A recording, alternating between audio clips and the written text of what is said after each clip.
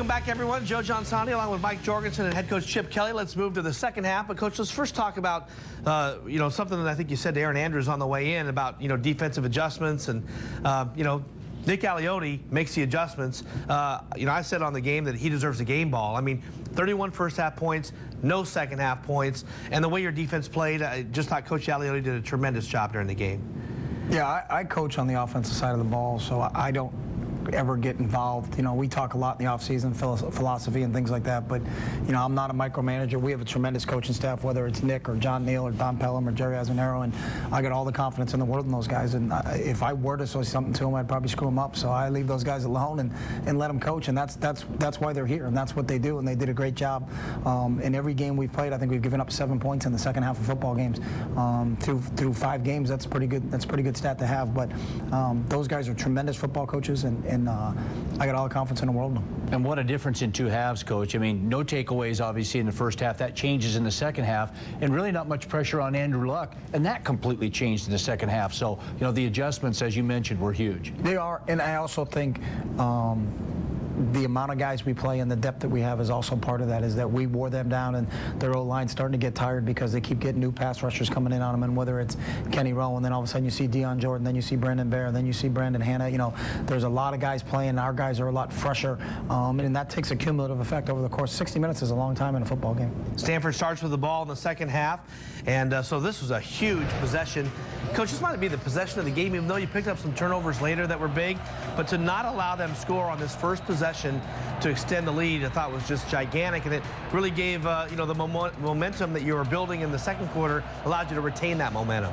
Yeah, they could have come out and answered, and you would have been like, oh God, what's going on here? But I thought our defense did a great job of stopping them, putting them in a situation where we can get the ball back to our offense, and then it was up to us to kind of go down and score and tie this thing up, and then let everybody know that we were in a football game. Well, some huge plays here, Coach, and this being one of them, as Andrew Luck tries to go big, and they tried to go big in the second half, but big offensive pass interference penalty. Yeah, anytime you get your hands extended like that, they're going to call it, whether you're an offensive player or a defensive player, and we've had our fair shares of defensive PIs, so I was excited to see one go our way finally. They also come out trying to throw the ball a lot. I mean, just over and over. They think they saw something maybe at halftime where they could throw the ball a little bit more, and Andrew Luck's percentage started to go down quite a bit. This was a nice breakup by Cliff Harris, who almost had the interception. He'll have something to say about that a little bit later. And then they punt the football, and they called a interference to make the catch on this play, and Oregon gets 15 yards. Jim Harbaugh was very upset about that. The rule is you have to make contact, right, Coach? I think you got to give him enough room to make a legitimate shot at catching the football, so it doesn't always have to be contact. It's got to be, does he have an opportunity to catch the ball? Darren Thomas on the run, goes over 100 yards early in the game, Coach, carrying the ball. Yeah, when defenses force Darren to run, he's a weapon, and when they don't force him to run, he's going to hand it off to a really good running back. So we feel like we got 2 great options in what we're doing offensively. Well, I thought what Darren did a couple times in this game, Coach, as well as some of your other players, is in open field when there was a one-on-one type of situation, they made the play, and Stanford didn't. Darren can do that. He's got great speed. He's getting better as a runner. It's things I've seen from him since he's been here. As he gets more familiar with what we're doing in our attack, I think you're going to see even more of that. LaMichael picked up 7, and then Darren keeps it. Nice cut up field, 17-yard run. Also a personal foul on this play, and that set up our EA Sports play of the game. Gets back behind and ready. Barner to his right. On step option, going to go right. Thomas going to keep it. Oh, what a fake. Touchdown, Thomas. What a fake. Touchdown, Thomas. Put the ball out like he was going to get rid of it and held on to it like it was a loaf of bread, brought it right back in. Prime example of making a one-on-one play out in the open field, Coach. We're running an option play here, and our offensive line and tight ends do a great job of sealing the front. The 2 receivers run off, and number 28's putting a bind. He's got to take the quarterback over the pitch, and Darren does a great job reading them and finishing in the end zone. So the game is now tied, 31-31. Stanford, though, trying to come right back again, wanting to be in the air.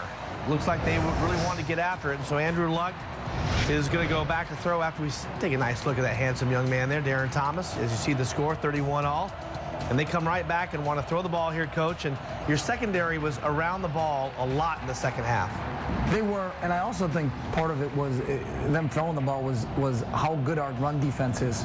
And I know going into the game there was a lot made of, Stanford ran the ball fairly well against us last year, but I think a lot of that was Toby Gerhardt, and we watched the game and counted 25 missed tackles a year ago, and the perception that their O-line knocked us off the ball a year ago didn't happen. Their O-line didn't knock us off the ball yesterday.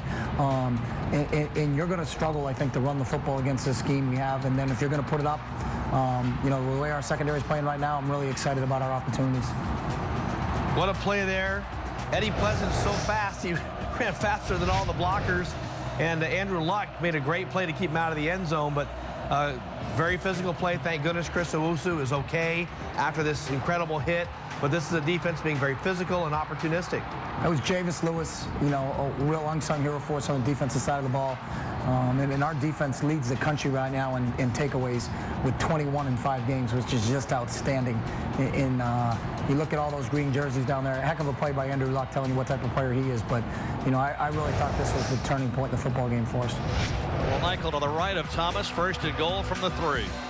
It's through in motion. Give it to LaMichael up the middle. Touchdown. They do it right away. Where was the ball?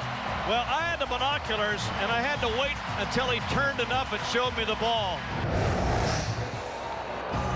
A pretty good hole up front, Coach, but the linebacker's in the hole, and LaMichael just makes him miss. We had a play on where, when they blitz, we got to let one guy go. We let the middle linebacker go, and I'll take LaMichael against the middle linebacker any day. First lead since 3-0, 38-31. We heard a lot about Owen Marisik, is playing both ways a lot during the week, and then LaMichael takes him one-on-one. And that just gives you an idea how strong LaMichael is. Just bounces right off of a 250-pound linebacker that a lot of people think is going to be an All-American. And then Cliff Harris comes back. He turns into the receiver on the play and makes a great interception. Cliff did a great job cutting the receiver off, getting inside position on him, and then when the ball's in the air, Cliff's such a ball hawk, well, I got a pretty good feeling he's going to go up and get it. Well, Coach, this is at a point in time when he makes this play, and you're right, perfect inside position. Stanford trying to get the touchdown right back to answer. And again, Cliff Harris, who, as you mentioned, and we saw the fumble on the kickoff return, and yet one of those resilient guys, just like Darren Thomas, Cliff Harris, your team overall, the guy just keeps playing, doesn't he? He does. Cliff's a competitor, and he's getting better and better each week, and really impressed with how he's improved from game to game. Ducks get the ball back. Holes start to get bigger. There's LaMichael James for 15 yards, and a little bit reminiscent of a drive you had at Tennessee where you just start overpowering the line. Looked like they were getting pretty tired here. There's a cumulative effect to what we do, and when we start wearing you down and getting those big bodies leaning on you, and your running backs are pounding up in there like Kenyon and LaMichael did, they're bound to break one at some point in time. Boy, I had a chance to really possibly put the hammer down. We're still in the middle of the third quarter, so maybe a little bit early for that, but up by 7, a great opportunity on this drive, I know, for you guys to put a little distance between you, and yet Stanford made a play, didn't they? They did. They did, and we knew that was going to happen. This wasn't going to be a walk-away type game, and it's a good football team, and they stopped us there. And now it's time for our defense to go back on the field and answer. They get the ball back here with the 1-yard run, then Spencer Pasinger. That's a big-time play by Spencer Pasinger. And then, look at this. Look how many guys are rushing. 2, and he goes down. Kenny Rowe with a big sack. Kenny's a dynamic football player for us, and he's a very difficult guy to block one-on-one, and they left their tackle on him one-on-one. Even though we only rushed 2 guys, it was still a one-on-one battle, and Kenny's tremendous, in working those situations and understanding how to set up offensive tackles with his speed on the edge. Well, we talked about it last week, field position in the punt game, and here's your opportunity, Coach. Great field position at their 48, and you guys take advantage of it. Some play-action pass mixed in there with the run, getting the ball spread around the perimeter, an option play here. LaMike makes a great catch. We got some great blocks on the perimeter, and we're really attacking them across it, out wide, throwing the ball up the middle, a lot of different things. Quarterback keepers, we have the whole package going. 3 more yards for LaMichael James, 38-31. The numbers are starting to pile up. Darren Thomas, over 100 yards. LaMichael James already at 150. Darren also 200 yards through the air. And the score finally in Oregon's favor at 38-31. The momentum is on your side, Coach. Boy, and the crowd is going. I mean, it just felt right, didn't it? At that point? There's an electricity in the air when you're playing Autzen Stadium, and we were undefeated last year at home. We're currently undefeated this year at home, and it's a huge advantage. And our crowd's awesome. They know when to cheer. They're educated. They're passionate. I may not be able to hear when I'm 50, but I'll take it. It'll be worth it. Yeah, it'll be worth it. Yeah, and it might even have got even louder and more exciting even in the fourth quarter as Oregon started to work their way to a win against the number 9 team in the country and to keep themselves on top in the Pac-10 Conference. We'll have the fourth quarter coming up after this on Oregon Football with Chip Kelly.